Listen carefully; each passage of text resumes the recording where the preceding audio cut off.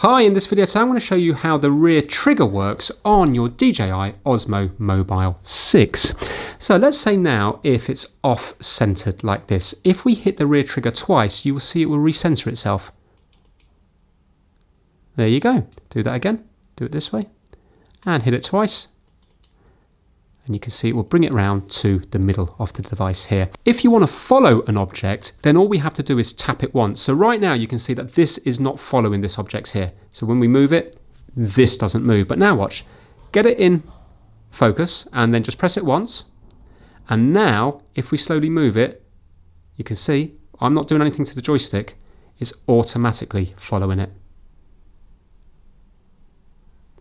Now, if you press it one more time, it will not follow it again.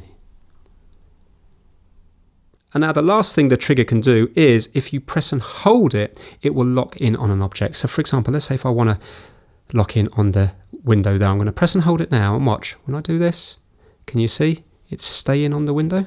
When I turn it here, it's still staying on the window. If I let go, now it will go elsewhere.